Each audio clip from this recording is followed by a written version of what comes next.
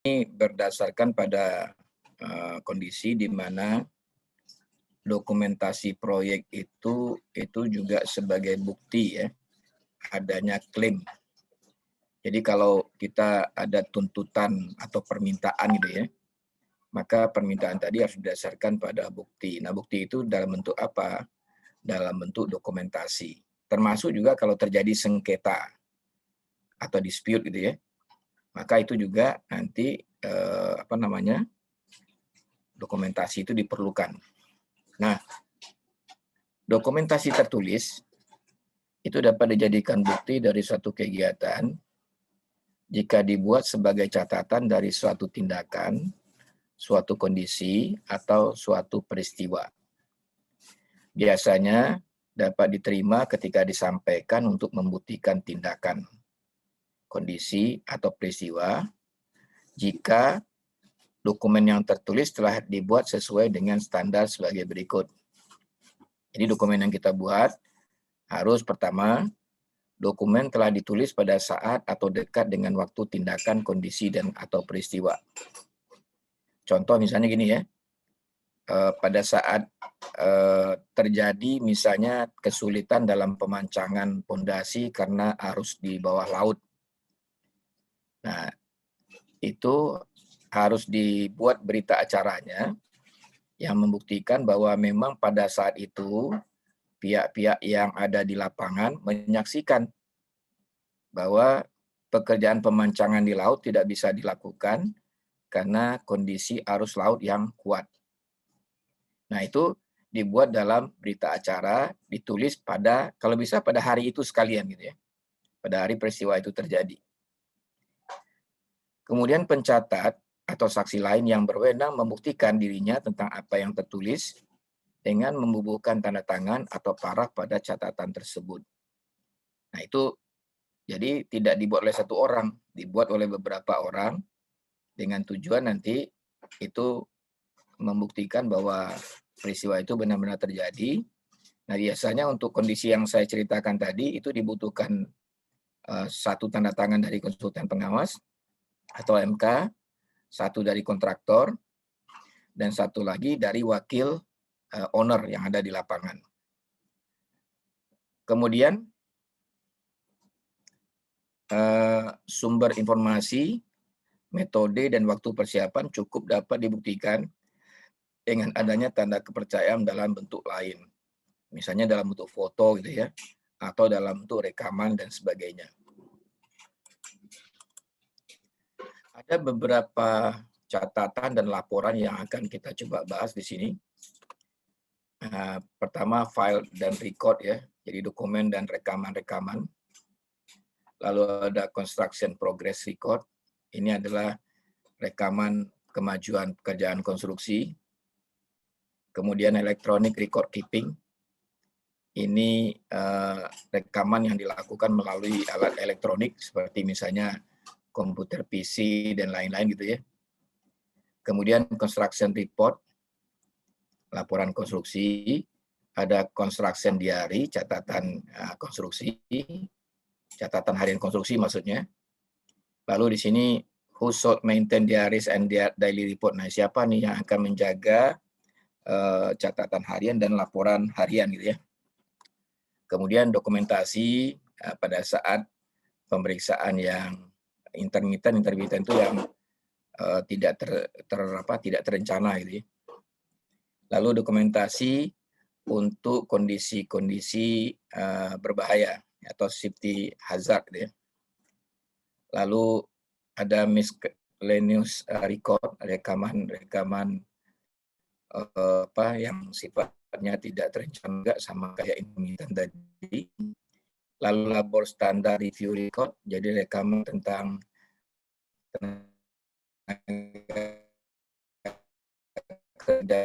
kemudian berita dari hasil konferensi pekerjaan gitu ya, kita usulan kontraktor. Dan yang terakhir adalah construction photograph, jadi foto-foto dari konstruksi. Nah, sekarang sudah berkembang lagi ya, orang menggunakan drone, kemajuan pekerjaan. Jadi itu bisa saja ditambahkan dalam mungkin ke depan. Kita lihat file dan record atau dokumen dan rekaman. Ini beberapa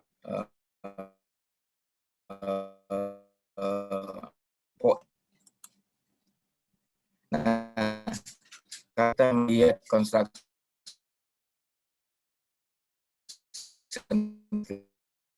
filing sistem ini ya. Jadi dengan 8.00, 9.0, 10.0 sampai 13.0 ini berkaitan dengan construction ya. Jadi ada 6 kelompok dokumen. Jadi kalau kita gambarkan barangkali di komputer kira-kira ini ada 6 folder lah gitu ya. 6 folder yang isinya nanti adalah dokumen-dokumen pada proses atau tahapan-tahapan yang disebut di sini. Yang pertama fase lelang ya. Kegiatan pada fase lelang, bid phase activity. Lalu yang kedua pada tahap pre-construction phase. Ya. Lalu kemudian tahap konstruksi, construction phase. Kemudian project close out, ini pada saat project di close atau ditutup gitu ya. Lalu yang poin 12.0 adalah operation and maintenance and project startup. Jadi artinya setelah masa pemeliharaan, kegiatan akan dimulai dengan operasi dan perawatan, dan proyek itu mulai digunakan gitu ya. Dan kemudian poin 13 adalah project follow up. Jadi ada 6 folder, 6 mungkin kalau lemari bisa sebut lemari gitu ya, atau 6 kotak itu bisa juga, yang mengumpulkan seluruh dokumen selama kegiatan konstruksi di perusahaan konsultan. Kita lihat yang pertama pada tahapan atau aktivitas lelang ya. Pada aktivitas lelang ini ada subfoldernya. Ini kalau kita sebut subfolder gitu ya, atau kita sebut juga mungkin kotak-kotak dokumennya. Yang pertama adalah isinya advertisement for bid. Jadi mungkin ini informasi-informasi untuk lelang yang ada. Ini kita kelompokkan di sini. Lalu yang kedua bidder list. Ini adalah daftar peserta lelang yang kita ikuti gitu ya. Kemudian yang 8.3 adalah laporan tentang pembukaan penawaran. Kemudian 8.4 itu adalah hasil kesimpulan dan evaluasi ya dari lelang. Jadi kita rekam, kita simpan di situ. Dan kemudian 8.5 adalah surat pernyataan pemenang gitu ya, atau pre-award submittal. Ya. Nah ini satu folder namanya bid phase activity atau 8.0. Sub foldernya seperti ini, nanti baru surat-suratnya masuk pada setiap sub folder tadi. Kemudian folder yang kedua adalah 9.0. Kita beri nama di sini tahapan prakonstruksi. Artinya di sini sudah menang, tapi konstruksi belum dimulai, gitu ya. Di sini ada 5 juga foldernya, kalau kita lihat, yaitu 9.1 itu adalah dokumennya berisi tentang inspection dan testing manual. Jadi manual-manual untuk pemeriksaan dan pengujian. Lalu 9.5 adalah dokumen yang berkaitan dengan perizinan dan kemudahan-kemudahan dalam pelaksanaan. Jadi apa yang bisa dimanfaatkan dari fasilitas yang ada, maka dikelompokkan pada kelompok 9.2. Terus untuk pre-construction conference atau kick-off meeting misalnya, atau barangkali pre-construction meeting, maka diadakan dokumennya masuk ke poin 9.3. Lalu usulan-usulan dari kontraktor, apakah itu berupa jaminan, asuransi, atau rincian penawaran, atau barangkali juga jadwal awal, maka ini masuk ke dokumen 9.4. Kemudian SPK untuk kontraktor misalnya, ini masuk ke 9.5. Gitu ya. Nah inilah dokumen yang dikelompokkan dalam sistem administrasi atau filing system yang ada di perusahaan konsultan. Nah, untuk yang 10 ini yang paling banyak ya. subfoldernya karena ini adalah tahap konstruksi yang meliputi 10.1 adalah isinya tentang inspection record dan report. Jadi ada daily construction report, ya, laporan harian konstruksi, field diaries, ini adalah catatan harian lapangan, certificate and delivery ticket, ini berkaitan dengan kalau misalnya yang seperti saya ceritakan, ada pengiriman ready mix beton misalnya kan.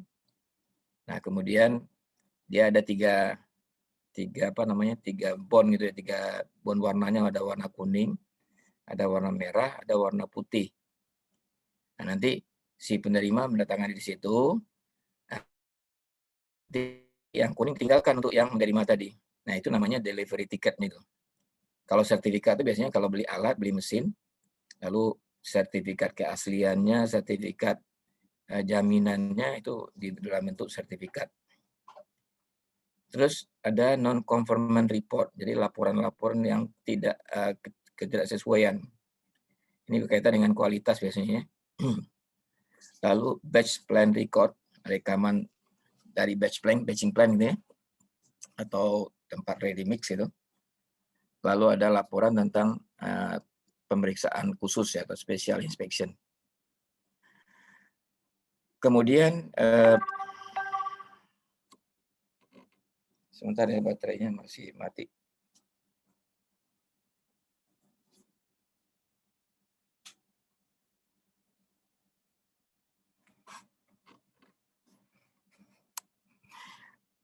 Sepuluh.2 adalah quality atau material testing ya.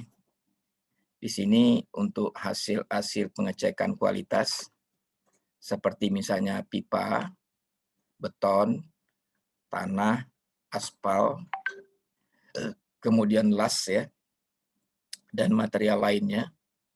Maka ini semua dokumen-dokumen hasil ujinya itu ada di 10.2. Kemudian 10.3 ini berkaitan dengan perubahan dan pekerjaan ekstra atau pekerjaan tambah gitu ya. Nah, ini surat-suratnya ada di sini disimpan berbentuk change order ya, permintaan perubahan. Lalu ada yang work directive change, permintaan perubahan yang dikerjakan langsung gitu. Lalu field order, permintaan di lapangan. Estimate of change order cost, jadi estimasi terhadap biaya perubahan pekerjaan maksudnya. Lalu request for proposal ya, permintaan untuk proposal. Lalu laporan tentang extra work. Kemudian catatan tentang change order, jadi sampai saat ini sudah berapa macam permintaan perubahan dan seberapa besar biayanya itu dicatat di log ini. Lalu deviasi, request penyimpangan, permintaan perubahan penyimpangan, istilahnya perbedaan itu ya. Maksudnya begini, misalnya digunakan keramik Esensa gitu ya. Tapi si kontraktor bilang Esensa udah nggak diproduk lagi. Yang diproduk sekarang Inesa. Berarti ada penyimpangan dari Esensa. Nah, itu kalau prosesnya disetujui oleh owner, dokumen-dokumennya itu disimpan di 10.3 ini. Ada 3 orang nggak ikut. Berikutnya 10.4.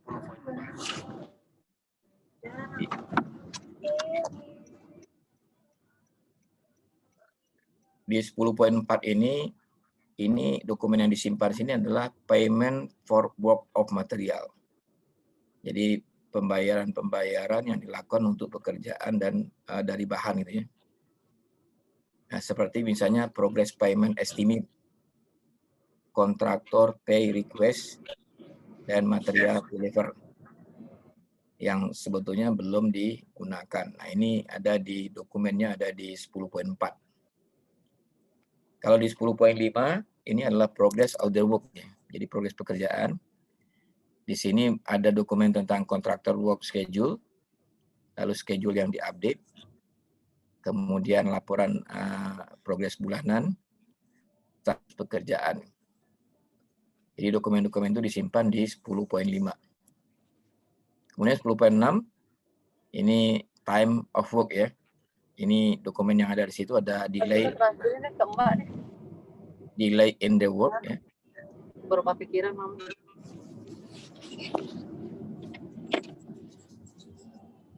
Lalu time extension, kemudian suspension of work. Jadi dokumen-dokumen itu disimpan di 10.6. Kemudian 10.7 ini adalah usulan-usulan dari kontraktor atau dokumen-dokumen yang disampaikan oleh kontraktor berupa shop drawing. Ya. Nggak tahu ini ya. Kemudian contoh-contoh atau sampel gitu, sampel material, sampel mungkin brosur dan sebagainya. Lalu sertifikat. Kemudian untuk beton misalnya hasil dari Rekening. MIG design. Jadi dikasih 300. Setengah.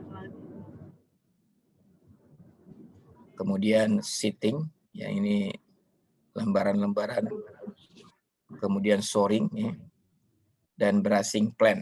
Jadi rencana-rencana untuk bracing, untuk shoring, untuk seating itu dijadikan di dalam dokumen usulan-usulan dari kontraktor ini.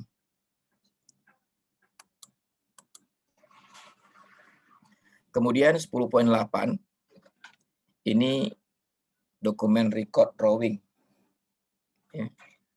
Dokumen record drawing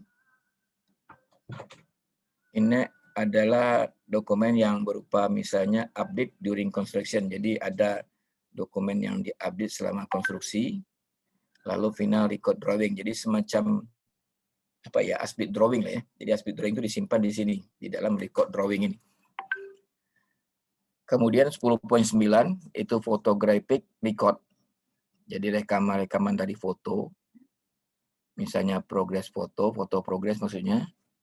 Ada foto klaim, ada foto tentang keselamatan atau K3 gitu. Ada foto tentang kecelakaan kerja maksudnya. Lalu juga ada foto untuk public relation, misalnya ada kunjungan dari pihak perguruan tinggi ke proyek misalnya ya, atau barangkali ada kunjungan dari pihak lain yang ingin melihat bagaimana perkembangan proyek, maka ini ada public relation foto ini yang bisa dipakai dan disimpan di 10.9. Lalu 10.10 ini adalah sub dokumen atau sub folder untuk ada sengketa, ada protes, dan ada klaim. Ya. Klaim itu permintaan. Di sini ada kontraktor initiate action, ada juga mungkin dokumen yang berasal dari owner atau dari konsultan pengawas. Kemudian untuk 10.11 ini adalah khusus untuk safety dan health, jadi untuk K3. Jadi peristiwa K3 ada di 10.11. Kemudian 10.12 ini adalah beneficial use partial utilization. Jadi kelengkapan-kelengkapan yang digunakan yang bisa memberikan kemudahan dalam pelaksanaan pekerjaan atau semacam fasilitas-fasilitas gitu ya, yang diberikan oleh pihak ongkir dalam bentuk surat-surat. Nah, surat-suratnya disimpan di 10.12. Lalu 10.13 itu adalah pemetaan, peta-peta tentang alokasi pekerjaan atau mungkin sumber material dan sebagainya, itu disimpan di 10.13. Sedangkan poin 10.14 adalah ini layanan atau jasa-jasa yang berada di luar site. Ya. Misalnya untuk survei, lalu uji laboratorium misalnya, kemudian pemeriksaan khusus untuk hasil pekerjaan dan juga bisa dari konsultan. Lalu untuk folder 11.0 itu project closeout, itu dokumen yang ada atau subfolder yang ada di dalamnya adalah 11.1 itu operational testing dan evaluation. 11.2 ini berkaitan dengan punch list atau checklist. 11.3 ini berkaitan dengan final submittal, ya. from kontraktor. Ini bisa bentuk record drawing ya, gambar rekaman, dan keying schedule itu kunci yang sudah diberi nomor sesuai dengan ruang-ruang yang tempat kunci itu berada. Ya, kemudian spare part tools. Ini misalnya kalau keramik ada berapa 10 dus misalnya, kalau genteng ada berapa meter persegi. Nah itu kalau ada kerusakan maka spare part-nya itu bisa digunakan.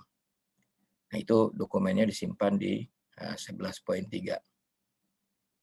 Sedangkan 11.4 ini adalah semacam notice of completion, jadi pernyataan penyelesaian pekerjaan atau berita acara penyelesaian pekerjaan. Kemudian 11.5 surat-surat mengenai final payment ya, final progress payment. Dan yang 11.6 ini berkaitan dengan retensi ya. Nah, retensi atau barangkali penundaan pembayaran. Karena biasanya retensi itu adalah sebesar 5% dari nilai kontrak, atau bisa juga diserah terima pertama yang kita sebut dengan provision and offer, itu di progresnya sudah 100%, tapi dibayarkan kepada kontraktor hanya 95%. Nah, 5% itu ditahan, itu dalam rangka jaminan retensi atau jaminan selama masa perawatan dan perbaikan. Nah, tentunya kalau dipotong dari pembayaran tadi, maka tidak perlu lagi menyerahkan jaminan retensi tadi. Jadi pilihannya ada begitu. Ya. Nanti baru diselesaikan setelah serah terima kedua selesai. Atau yang kita sebut dengan final and offer. Kemudian poin 12, ya, 12.0. Ini operation maintenance dan project startup. Ini 12.1 subfoldernya. Ini adalah surat menyurat ya antara kontraktor dengan pabrik. Jadi biasanya sudah diserahkan ya. Bagaimana kalau jaminan lift, jaminan eskalator gitu. Nah itu nanti kontaknya, korespondennya langsung antara owner dengan kontraktor dan dengan pihak pabrikannya. Lalu 12.2, ini pelatihan untuk menggunakan peralatan dan mengoperasikan gedung. Ini bisa dalam bentuk manufacture training ya. Jadi training bagaimana mengoperasikan lift, bagaimana mengoperasikan generator dan sebagainya ya. Terus ada training manual draft, lalu operator certification material, audio visual aid dan material. Jadi pelatihan ini dalam rangka untuk menjaga agar barang atau material yang sudah terpasang tadi bisa dijaga kualitasnya, keindahannya dan sebagainya. Jadi jangan nanti salah, misalnya ketika kita keramik kita cuci dengan bahan-bahan yang keras begitu akhirnya rusak permukaannya karena kita tidak diberikan training dulu ya. Terus 12.3 itu manual dari operation dan maintenance. Jadi ini bagaimana mengoperasikan genset, mengoperasikan AHU misalnya atau pompa yang berkaitan dengan teknik alat-alat begitu. Nah itu nanti diserahkan kepada owner dan itu dikelompokkan dokumennya pada poin 12.3 ini. Kemudian poin 12.4 ini startup. Jadi mulai dihidupkan mesin dan peralatannya. Ini berkaitan dengan pemeriksaan peralatan, kemudian laporan hasil tinjauannya, kemudian problem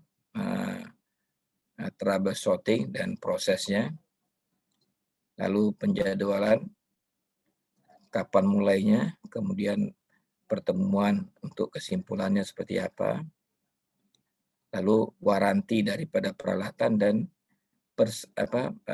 serah terima atau keberterimaan dari pabrik atau fasilitas yang dibangun. Lalu poin 13 adalah project follow up. Jadi ini ada 3 subfolder di sini, yaitu site visit note dan memo, jadi catatan-catatan dari hasil kunjungan ke lapangan, ke proyek. Lalu foto-foto, dan yang terakhirlah perhitungan biaya final daripada proyek.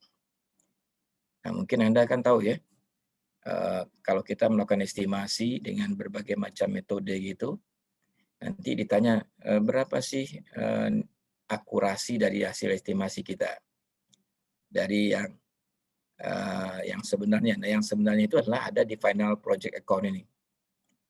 Jadi kalau Anda tanya berapa sih nilai yang sebenarnya, adanya di final project account.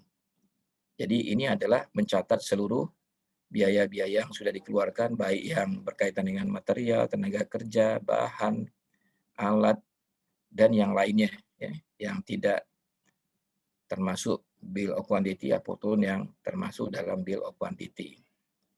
Jadi final account itu adalah harga bangunan atau harga proyek yang sebenarnya. Tentunya ini ada versinya kontraktor, nanti ada versinya owner, dan versinya yang lain. Nah, individual project record ini sering ya, RPR, representative project resident ini mempunyai tanggung jawab untuk menentukan apa yang spesifik dibutuhkan oleh owner. Sangat tergantung pada arsip konstruksi yang telah disepakati dalam suatu proyek.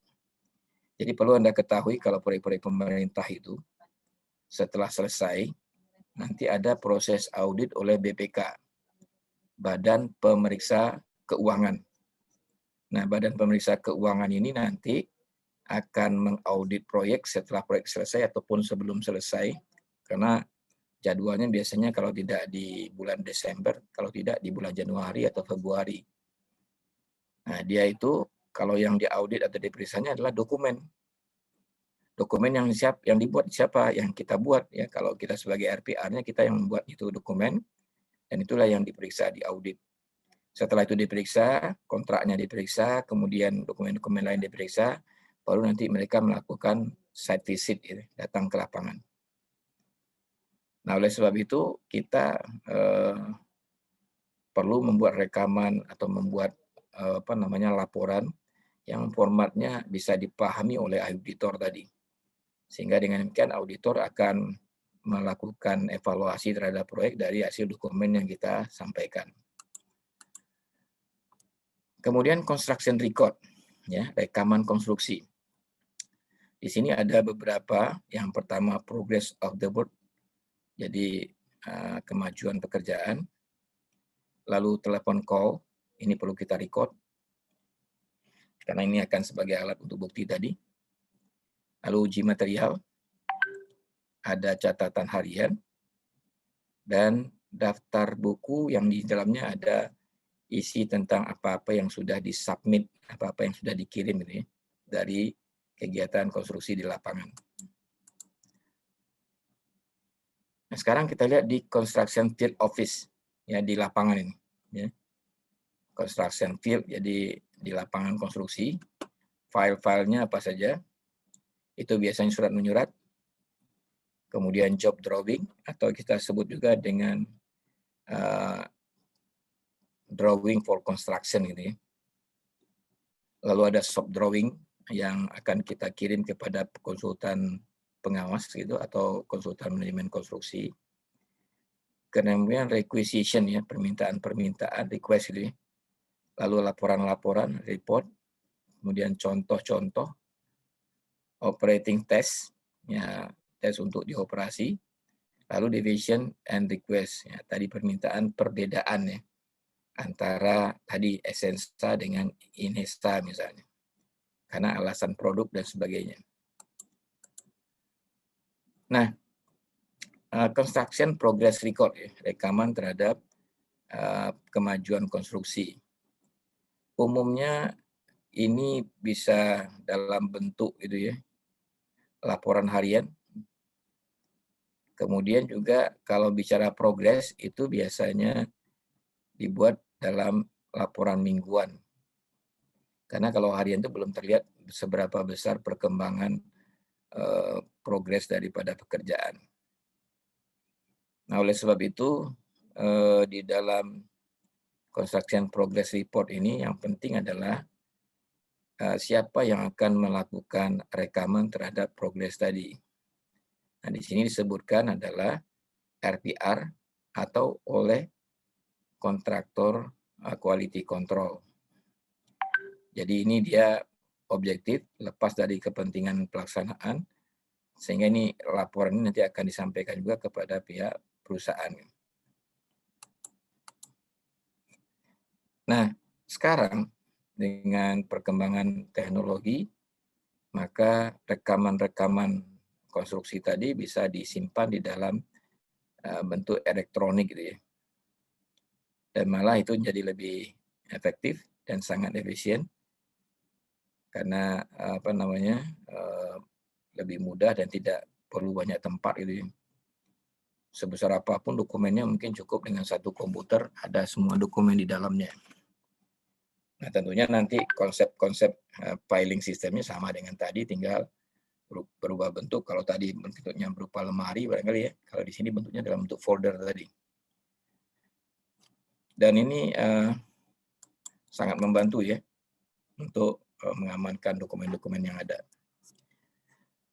Kemudian laporan konstruksi, ini di dalamnya ada beberapa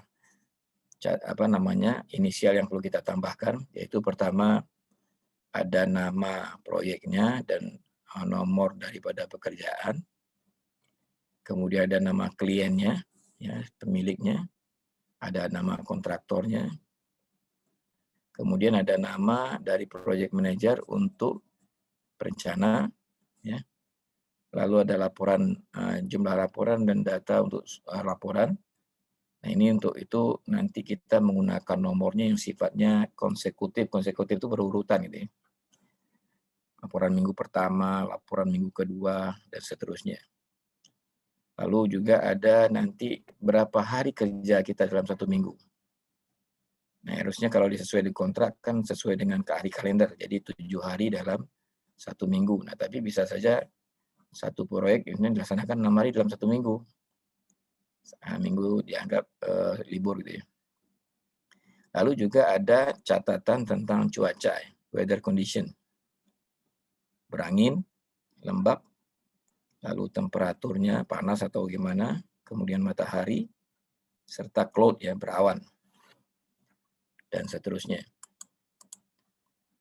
Kemudian di dalam construction report juga itu ada average field force, jadi rata-rata tenaga lapangan ada berapa antara supervisor dan non-supervisor. Ya.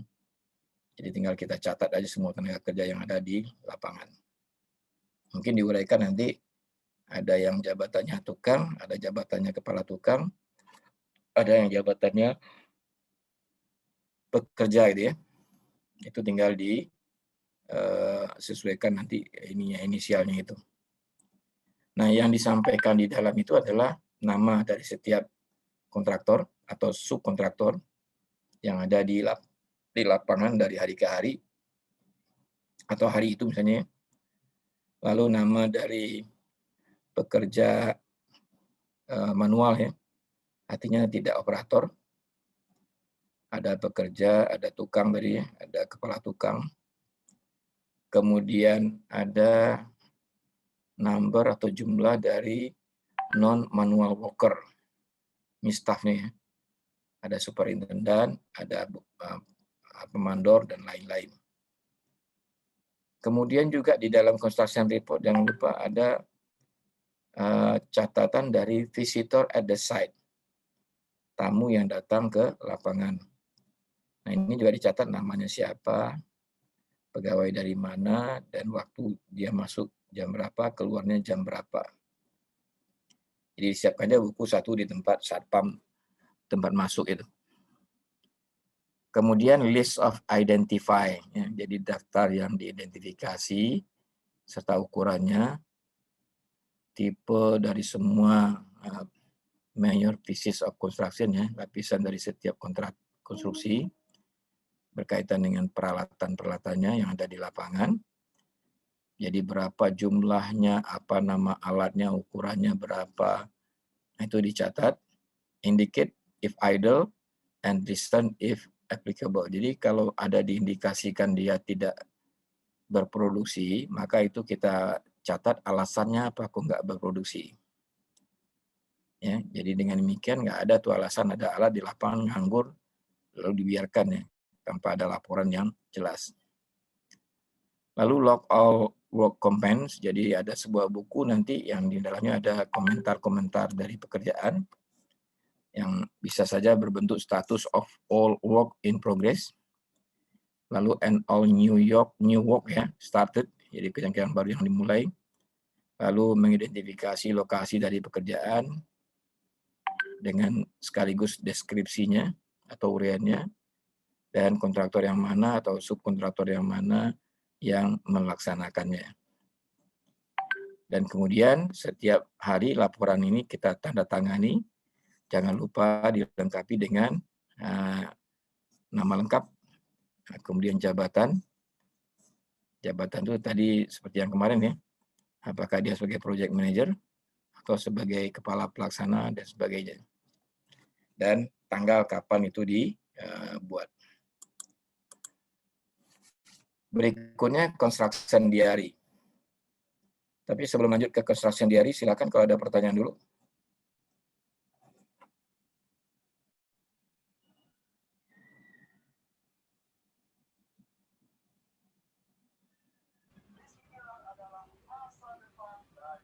Tidak, Pak. Belum ada, Pak. Belum ada? Belum.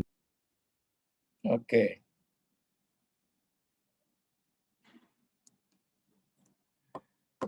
Kita lanjutkan dengan construction diary. Nah, ini kalau bahasa sederhananya disebut dengan catatan harian konstruksi. Dia bentuknya dalam bentuk buku, ini ya, hardcover, stick, cat, bidding, field book, suck as by surveyor. Bisa juga dalam bentuk apa namanya nih, kertas yang diklip gitu, yang sehari-hari bisa dimasukkan ke dalam clipping gitu. Ya. Jadi bisa hari pertama, kedua, seterusnya bisa berurut gitu ya. Nah ini kan kalau Anda survei ke lapangan itu kan pakai papan gitu ya. Itu ada jepit kertasnya. Nah itu bisa juga dijadikan sebagai catatan harian nanti. Terus halaman-halaman dari kertas tadi, baik yang dalam bentuk buku maupun yang dalam bentuk lembaran tadi, itu kita beri nomor urut ya. Nomor urut yang tidak boleh, yang tidak mudah dihapus, jadi harus pakai tinta gitu ya. Dan tidak boleh ada nomor yang kelewat. 1, 2, 3, 4, 5. 3-nya nggak ada. Bukan ya, jadi harus ada terus 1, 2, 3, 4, 5, 6, berapa sampai proyek itu selesai. Kemudian no erasures shall be made. Jadi tidak boleh ada tuh yang dihapus-hapus di situ. Jika misalnya kemungkinan Anda salah mengisi itu ya, maka udah di cross sederhana saja. Simply cross. Nah, kemudian di luar dari itu tadi baru buatlah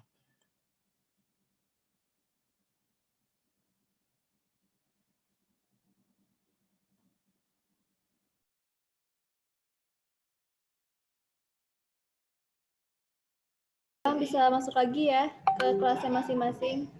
Terima kasih.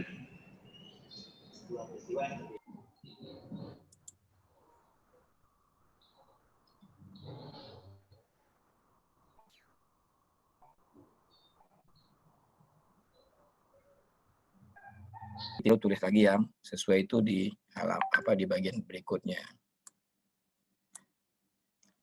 Dan di sini tidak boleh ada buku yang kosong atau halaman yang kosong. Gitu ya.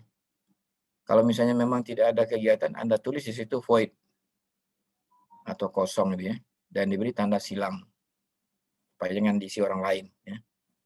Jadi kalau kosong silang aja, silang void gitu ya. Jadi dianggap tidak ada kegiatan atau non-working day gitu ya. Every day should be report ya, setiap hari kita laporkan, dan every calendar date should be accounted for.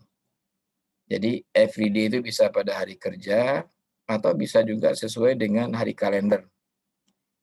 Dan hari kalender kita tidak boleh itu kelewat nomornya. Nah, ini dikatakan if there is no work perform, jadi tidak ada ketika itu tidak ada pelaksanaan pada saat itu ya. On given date ya. The date should be entered on the page followed by the word no work. Jadi ada tulisan no work, tidak ada pekerjaan. Atau kata-kata yang lainnya yang sama gitu ya. Misalnya tadi apa? Non-working day atau apa lagi. It is still desirable to record the weather on no work day. Bisa juga di situ pada hari tidak bekerja itu ada kondisi-kondisi cuaca misalnya kan. Nah, itu dicatatkan di situ ya, termasuk yang mungkin kita tidak bekerja karena memang cuacanya lagi jelek gitu ya, atau banjir misalnya. Yang jelas ada rekaman, ada peristiwa di situ ya, yang nanti akan bisa dijadikan alat untuk mengajukan klaim untuk perpanjangan waktu. Lalu all entries must be made on the same date that they occur if not kept to separate scrap paper and later described into the diary, and this fact is disclosed during a trial. The credibility of the entire diary come into question. Jadi setiap apa yang kita masukkan itu dibuat pada hari yang sama gitu, dan itu nanti kita buat catatannya, tapi tentunya terpisah antara catatan yang ada dengan catatan tambahan berikutnya dan sebagainya sesuai dengan waktu yang terjadinya peristiwa itu. Nah, isi daripada catatan harian konstruksi ini bisa dalam bentuk rekaman telepon call gitu ya. Nah, ini call, meet, or receive ya. Jadi kita membuat teleponnya atau kita menerima telepon. And substansial outline-nya apa yang kita bicarakan. Terus kemudian nanti statement-statement atau komitmen apa yang kita buat selama kita menelepon tadi. Lalu jangan lupa kita catat identitas dari pihak yang menelepon dari sana, itu siapa. Oke, jadi satu itu gunanya. Yang kedua, record any work of material in place that does not correspond with the drawing or specification. Jadi kita rekam ya pekerjaan-pekerjaan atau bahan-bahan yang ada di lokasi yang tidak sesuai dengan gambar ataupun spesifikasi. Ya, itu kita taruh di dalam buku harian ini. Kemudian list any other problem or abnormal occurrence that arose during each day, including notation of any particular lack and activity on the part of the contractor, not corrective action taken. Jadi itu ya, kita juga jangan lupa mencatat adalah kondisi-kondisi atau permasalahan yang ada, kemudian mungkin ada hal yang tidak biasanya gitu. Nah, itu juga bisa kita jadikan catatan yang ada di dalam construction diary ini. Lalu rekaman waktu dan nama daripada kontraktor yang menangani itu, lalu siapa yang meminta di lapangan itu ya untuk diserahkan hasilnya nanti, dan juga jangan lupa isi ya, permintaan-permintaan yang ada dari lapangan. Ya, ada kondisi-kondisi khusus di lapangan gitu. Lalu catatan unforeseen condition, ya, catatan dari kondisi-kondisi yang tidak biasa gitu, yang dilihat oleh inspektur, yang mungkin barangkali pekerjaan yang lambat gitu ya, slow down, atau barangkali slow down-nya oleh inspektur atau slow down-nya oleh kontraktor. Kemudian, where a contractor is performing extra work because of an unforeseen underground obstruction. Jadi kalau ada permintaan perubahan pekerjaan atau extra work pekerjaan yang berada di bawah tanah, maka ini perlu dicermati dengan hati-hati ya. Kemudian dijelaskan bagaimana kondisinya di dalam buku harian, sehingga nanti kalau diminta pembuktiannya bagaimana, itu kita bisa lihat, jadikan buku hari ini sebagai alat bukti pekerjaan yang sudah diperbaiki tadi. Kemudian rekam the content of all substantive conversation. Jadi kalau kita ada komunikasi dalam bentuk telepon berkaitan dengan proyek dan juga berdampak pada perubahan pekerjaan, maka itu kita rekam di dalam buku harian ini. Nanti kalau yang bersangkutan datang, lalu kita minta konfirmasi, benar nggak ini yang kita bicarakan kemarin? Gitu. Kalau benar, tolong diparaf di bawahnya, bukti bahwa kita memang sepakat itulah yang dibicarakan. Tapi jadi jangan kita bikin sendiri apa yang kita diskusikan, tapi kita tidak minta konfirmasi kepada yang bersangkutan. Maka nilainya itu bukanlah sebuah catatan yang bisa dijadikan alat bukti nanti.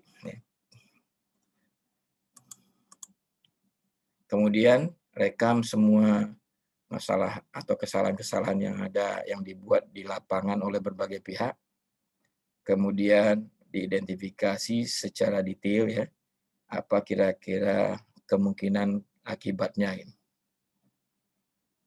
Kemudian jangan lupa ya, di setiap atas halaman itu kita tulis nama dari pekerjaan, dan jangan lupa juga menandatangani setiap halaman dari diary tadi yang menjadi indikasi bahwa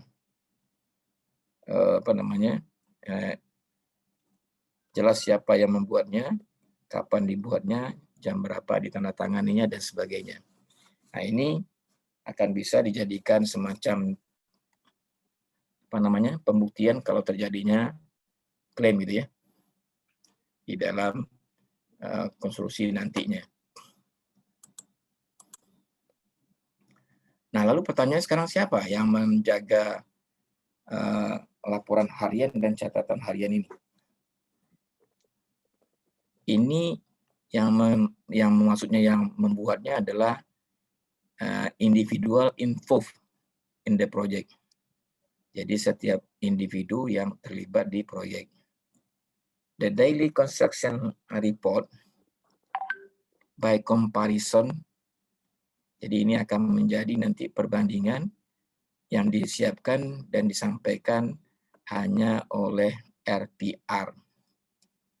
Jadi yang lain boleh buat, tapi yang akan dijadikan alat hanya yang dibuat oleh RPR. Utilizing the inspector, jadi bisa juga atas rekaman dari inspektur. Nah, progress report submit by each of the inspector as an information source. Jadi inspektur yang menyusun laporan kemajuan dan kemudian disampaikan untuk setiap pihak yang ada di proyek ya, sebagai sumber informasi.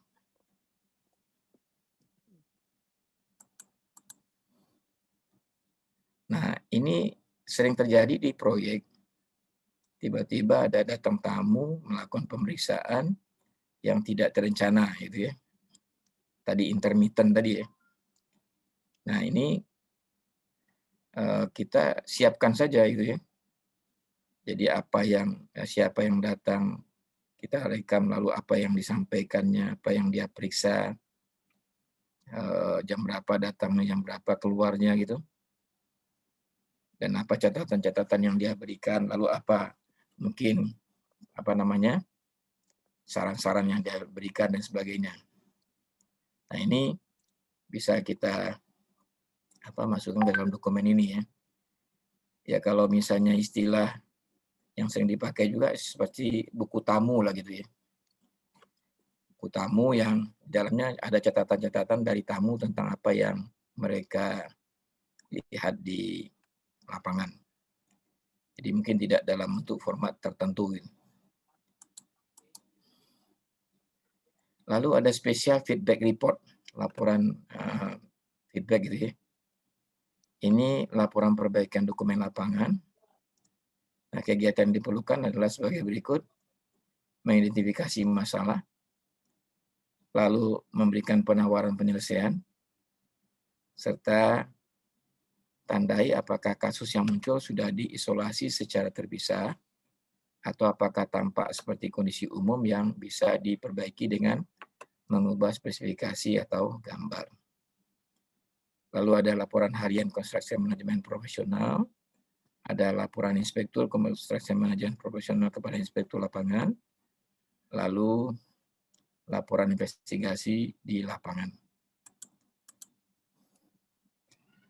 Nah, khusus untuk safety, ini juga ada laporannya dengan format yang juga dikeluarkan oleh bagian K3.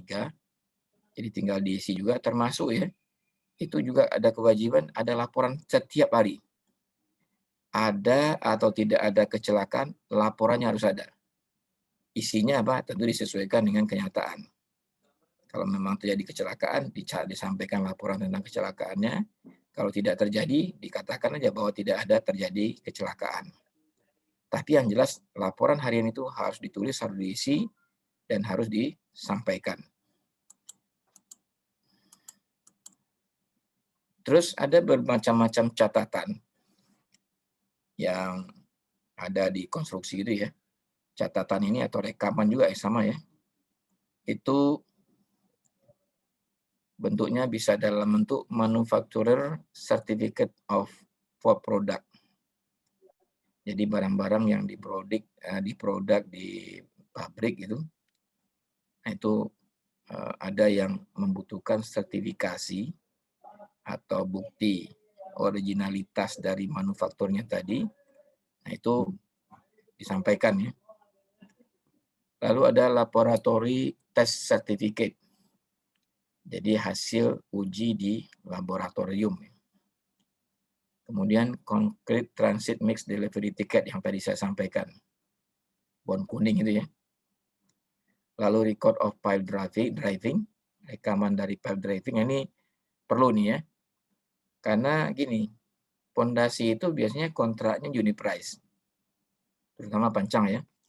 Karena bukan lamsam, kalau lamsam itu per titik. Kalau unit price biasanya per meter panjang. Nah, untuk membuktikannya berapa meter yang terpancang, itu dibuatkan berita acara untuk setiap titik yang dipancang. Jadi disaksikan oleh pihak konsultan pengawas atau MK, pihak kontraktor, dan pihak wakil dari owner. Jadi ada 3 paling tidak ada di situ. Kalau ada perencana, masuk juga perencana dinasikan juga. Nanti difoto berapa panjang pondasinya, kemudian setelah dipancang ada berapa yang sudah tenggelam, itu dicatat. Dibuatkan berita acaranya sehingga ketahuan nanti setiap titik itu berapa panjang yang efektif terpancang. Nah, sehingga nanti progresnya dihitung berdasarkan itu. Di titik pertama mungkin hanya 1 batang, misalnya 12 meter. Di titik kedua hanya 8 meter, tidak sampai 1 batang. Di titik ketiga misalnya ada 12 meter, 16 meter. Nah ini semuanya masing-masing titik bisa direcord sehingga nanti ketahuan berapa yang terpancang semua. Artinya yang akan dibayar tentu yang terpancang tadi. Kemudian record of inspection of structural welding. Ini untuk baja biasanya ya. Bagaimana pengelasan hasil pemeriksaannya. Lalu, nah ini rembesan tes rembes ya dari air kotor, maksudnya kalau kita punya basement gitu, nanti kita cek apakah ada rembesan nggak di dinding basement yang ada akibat tekanan air tanah yang ada di luar basement tadi. Kemudian kalau ada pekerjaan-pekerjaan yang dilakukan di dalam bentuk publikasi seperti baja misalnya, maka juga ada laporan dari hasil pemeriksaannya.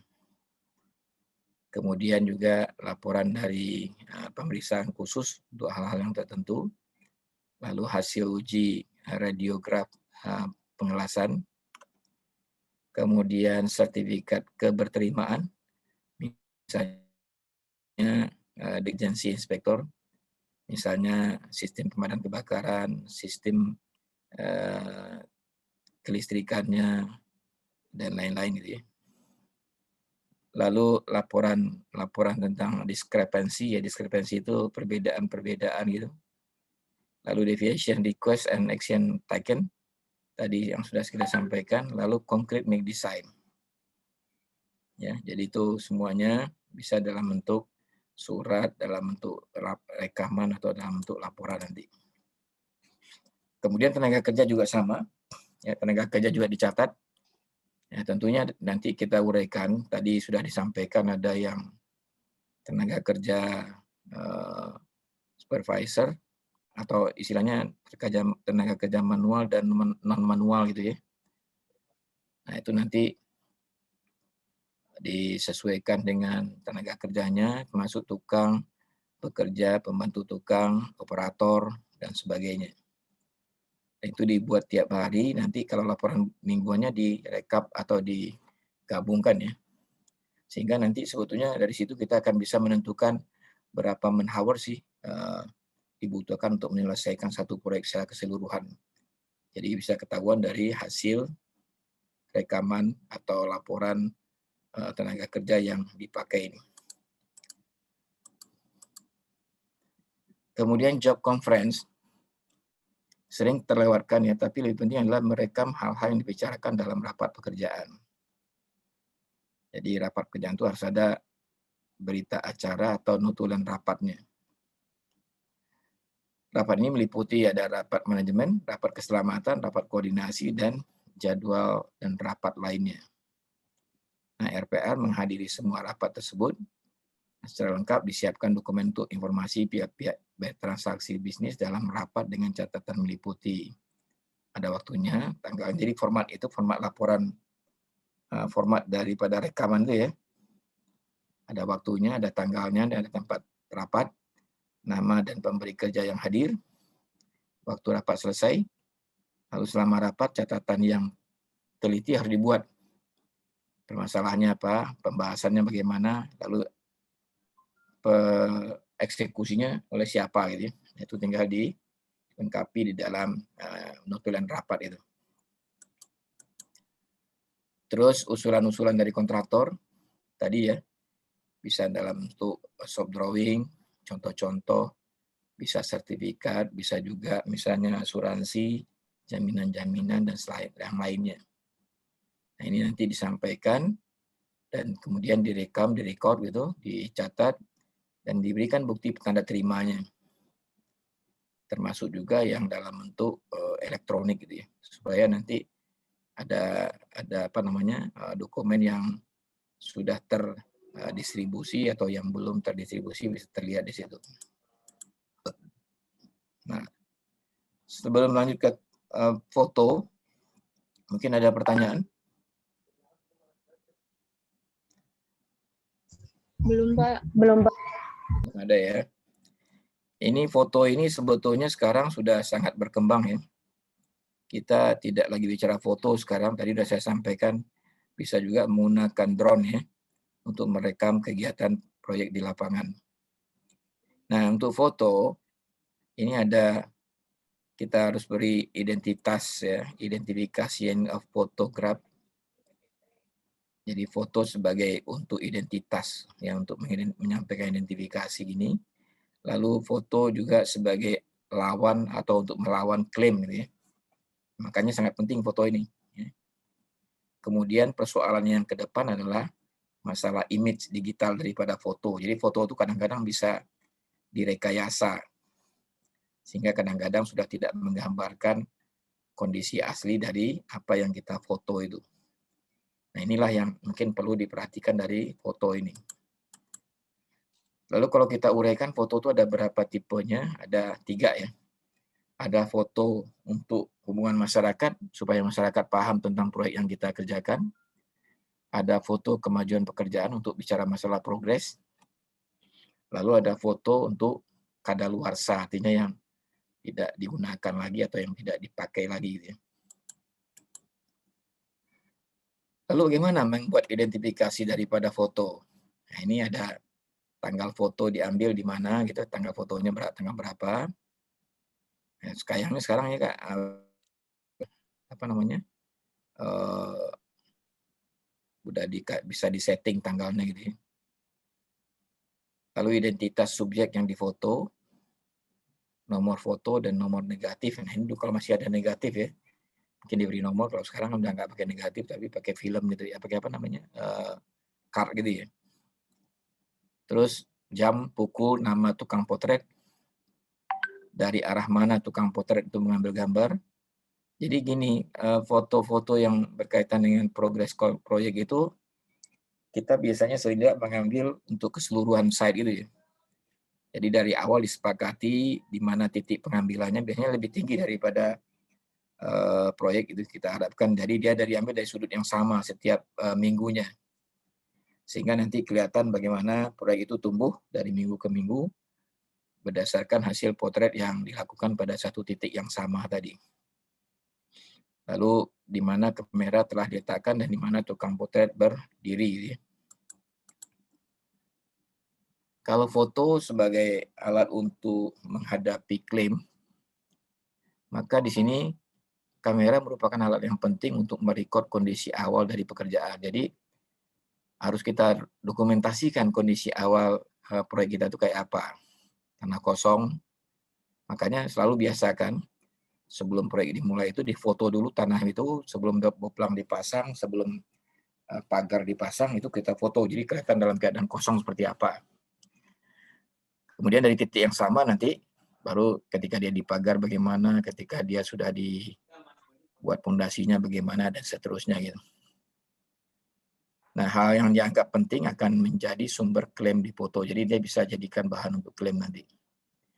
Foto akan menjadi media bagi kontraktor atau MK atau manajemen konstruksi ya untuk menjawab setiap klaim yang diajukan mengenai hal yang terjadi setelah pembangunan dilaksanakan. Nah, sebaiknya setiap melakukan pemotretan dilengkapi dengan data tanggal dan waktu pemotretan dilakukan sehingga dapat membuktikan kepada yang melihat hasilnya bahwa pemotretan dilakukan pada waktu tertentu. Nah, ini yang tadi yang saya sampaikan bagaimana tantangan tentang digital image ini. Ini foto ini karena sifatnya digital bisa kan dengan ada namanya Photoshop gitu ya. Bisa di cropping, bisa dikombinasikan. Nah, sekarang macam-macam nih modelnya. Bisa diedit gitu ya. Bajunya bisa diganti-ganti walaupun orangnya sama gitu. Nah, oleh sebab itu ini mungkin barangkali akan menjadi tantangan kita bagaimana agar foto tadi betul-betul original dan tidak ada unsur hal-hal yang negatif yang disengaja untuk merekayasa foto tadi. Nah, itulah kira-kira bahasan kita tentang laporan dan rekaman ini. Yang jelas tentunya sekarang dengan kondisi proyek seperti dengan perkembangan teknologi yang demikian pesat, maka tadi yang kita banyak yang sifatnya hard copy gitu ya, maka sekarang sudah bisa berubah menjadi soft copy dan malah untuk penyimpanannya kita sudah bisa gunakan dengan menggunakan kalau dulu CD ya, sekarang menggunakan flash disk gitu ya atau menggunakan hard disk. Nah, yang penting dengan alat-alat seperti tadi ketika dibutuhkan dokumen tadi sebagai alat pembuktian maka dia bisa digunakan. Karena banyak juga orang yang menyimpan dokumen ya, tapi syarat dokumen tadi tidak terpenuhi. Apa tadi? Yang pertama adalah dari sisi waktu dekat dengan kejadian peristiwa dia dibuatnya. Yang kedua harus ada saksi-saksinya. Dan yang ketiga harus ada bukti keabsahannya tadi. Ya. dalam bentuk tanda tangan, dalam bentuk cap, atau dalam bentuk apa, yang penting ada bukti bahwa ini memang sah. Memang benar dia yang menyaksikan dan sebagainya. Nah, mau hard copy, mau soft copy, semuanya halnya sama seperti itu. Nah, dengan demikian nanti bisalah dokumen tadi dijadikan sebagai alat bukti di dalam pembuktian kalau terjadi klaim atau terjadi dispute di antara para pihak yang ada di proyek. Baik, saya kira itu yang bisa kita sampaikan hari ini. Ada pertanyaan?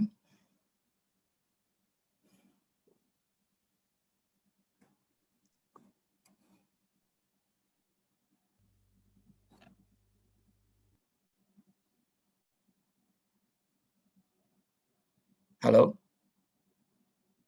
Nggak ada, Pak.